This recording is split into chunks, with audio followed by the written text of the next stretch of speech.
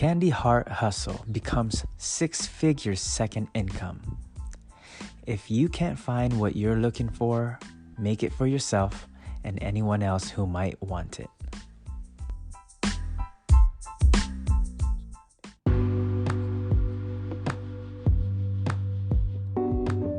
Hello and welcome back to Side Hustle Kings and Queens. This is where I talk about financial tips and topics, and you guessed it, side hustles. Here's a disclaimer, I'm not a financial professional. I just love learning and sharing all this stuff with you. I'd like to give credit again for this video to Chris Gillibo from sidehustleschool.com. And please, lastly, help me grow this channel by hitting that subscribe and like button. Thank you.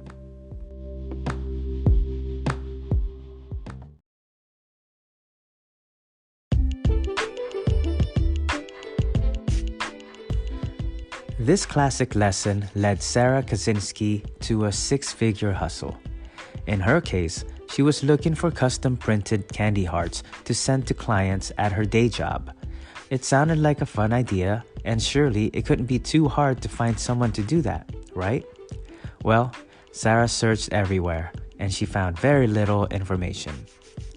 In desperation, she started contacting candy manufacturers to see if they have any ideas. One of them replied via Facebook Messenger to say that they offered this service and at a reasonable price.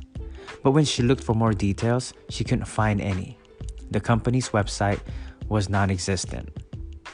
Sarah even wrote to the company and explained that she worked in marketing and could help them, but she never got any responses.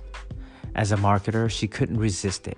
Valentine's Day was approaching, so she made a 3-page website using a template and advertised custom printed candy hearts as a price slightly higher than the manufacturer would charge. No one else was competing for this. So in a matter of days, her website was number 1 in Google searches. The same day, she got her first order, and then 3 more followed. And even though she was only reselling, not manufacturing, she was just entering those orders into the manufacturer's website, keeping up with all the details. It was still taking a lot of the time. And it wasn't just her. The manufacturer itself fell behind for getting so many orders. During peak order time, they sent her an email explaining that they couldn't keep up and wouldn't be able to fulfill all the orders by the end of that season.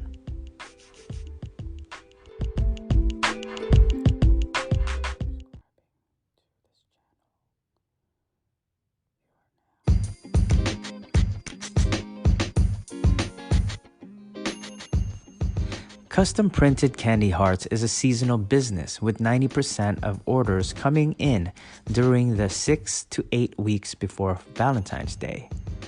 For the next year's season, Sarah was determined to avoid being dependent on an unreliable company. But what should she do? She was good at marketing, but knew nothing about production lines and commercial printing equipment. Like everything else in this journey so far, Sarah decided to figure it out by herself. The next step led to China, where a faraway supplier claimed to have a machine that would do everything that she needed. But when the machine arrived later, it didn't work. Next, she started calling around to anyone she can think of, companies large and small. 5 weeks before the new Valentine's season began, she found another company that promised to make the machine that actually worked. It cost her a little bit, about all the revenue for that year, but this was a side hustle. She wasn't dependent on that income. She knew if it worked out, she'd be much prepared for the next year. Orders were already arriving, so Sarah was a little nervous. Then the machine showed up, and it actually worked.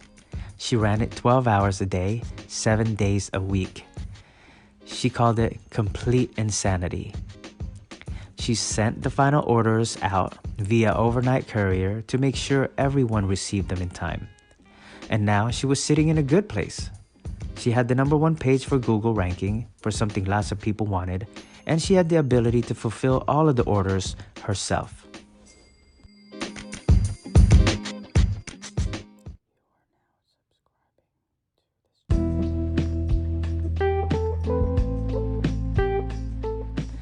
So it's a year later now, and Sarah has the whole operation down to a system. Other people does the production and she focuses on the marketing, which is what she was good at. I asked her, since this is going so well and it's a 6-figure side hustle now, why does she even have to have a job? She said, freedom is really what I was after, not necessarily more money. I've accomplished that goal without having to leave my J job. I will say, however, in addition to it being nice to having that extra income, it has allowed me to have flexibility and even higher pay from my real job since I'm not dependent on that income and my boss knows that. The appreciation for an employee definitely goes up when you know that the person has a choice as to whether or not to stay with them.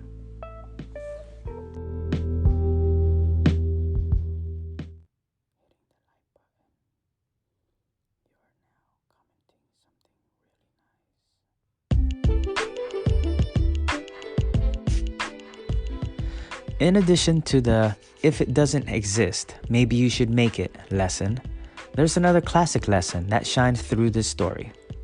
Sarah didn't know how to do half the things she needed to start this hustle, but she figured it out, right?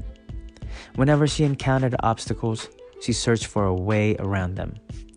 Remember, at first, she couldn't locate custom printed candy suppliers, so she asked candy manufacturers if they could help.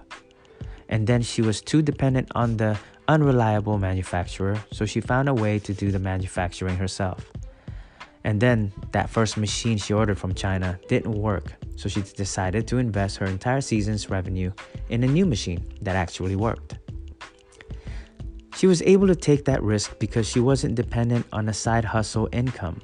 And at that point, she knew she had a proven product and she knew she was going to get orders next year.